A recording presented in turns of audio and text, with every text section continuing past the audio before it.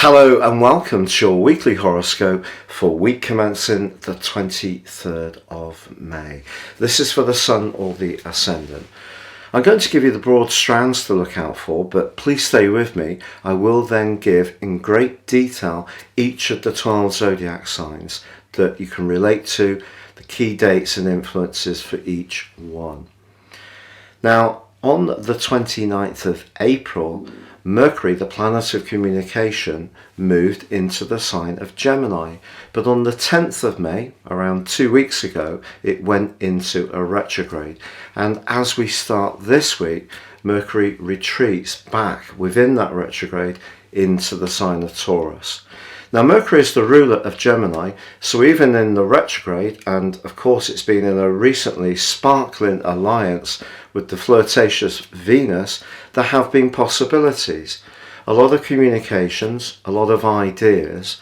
I think Mercury reversing back into Taurus asks us to get really grounded about what some of those ideas may be and try to get a more tangible idea of how we can make things work in a really practical way. So an opportunity, I think, to still grapple with those finances, especially with the recent cost of living increases, and where we can squeeze a bit more from our budget. Mercury's going to help us to think about those things. But when it comes to thinking, late last week there was a quarter moon in the dreamy sign of Pisces, and that squared the Sun in the sign of Gemini. So a little bit of gossip could be doing the rounds this week.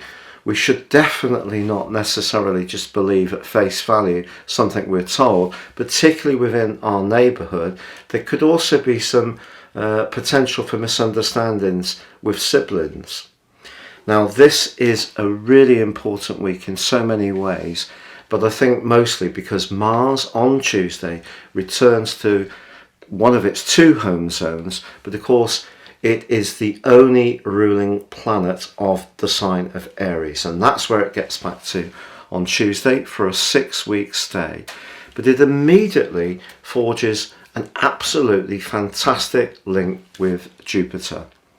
Now, Jupiter, of course, is the planet of expansion. So now Mars returns to Aries. We have Jupiter, the planet of growth and potentially of good luck.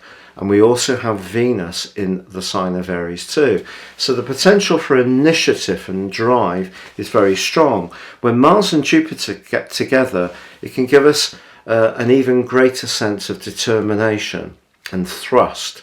But we also must remember that the element of the sign of Aries is fire, and Jupiter can, see us be a little bit overconfident in some ways. So it's going to be important to keep, grounded, and perhaps Mercury in that retrograde in Taurus can help this, especially when we're wanting to bring a much more excitement and action to a situation that may have stalled.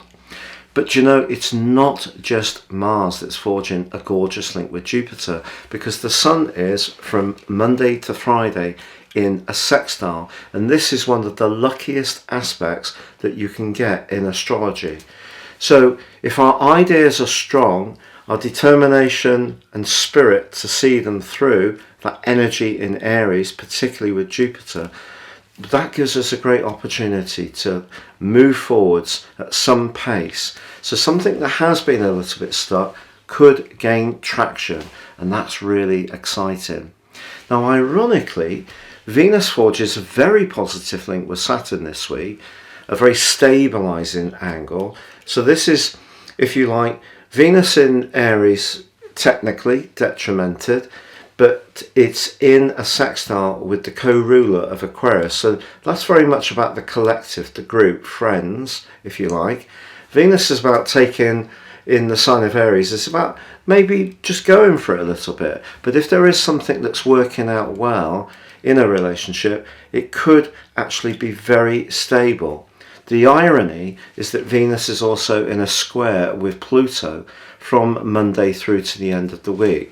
And any relationship that is leveraged, so where Perhaps someone is promising us a really amazing deal around a job, or perhaps it could be that someone tries to spoil us big time if they're trying to get to know us, almost like being over generous. It's not to say that there's anything sinister with these tactics, but we just must be aware that Pluto's about power and Venus is about money as well as potentially sex. So, the inference is clear. Saturn can bring stability, but Pluto can bring some leverage. So just be conscious of that.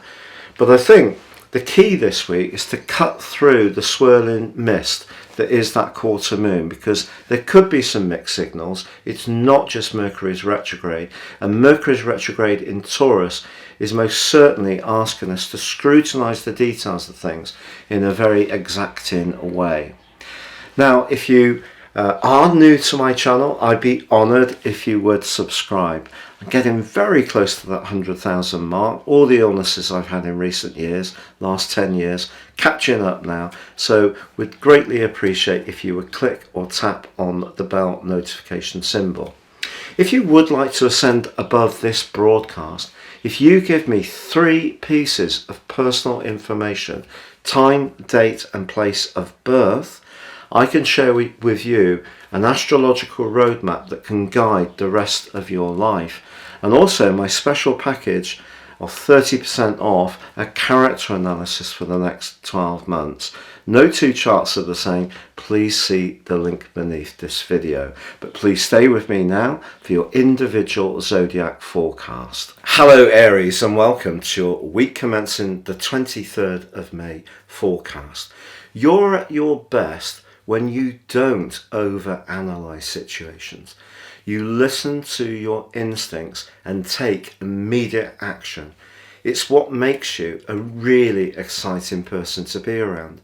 If there is something that you have a fantastic desire to go for, whether it's someone you fancy, whether it's a new business idea, whether it's about getting fitter, being a bit more active, whether it's invigorating an ongoing interest strand or even relationships, the thrust that Mars, your ruler, brings to you coming back into your sign after 6 tough weeks in the 12th house of psychology, but linking with Jupiter, the planet of growth, optimism, justice, but crucially luck. Well, that's an amazing combination. But also, of course, the Sun in your sector of how you think and communicate is forging a very benevolent link to Jupiter too. So your ideas can gain traction. It's not a time to worry too much about what other people are thinking about you.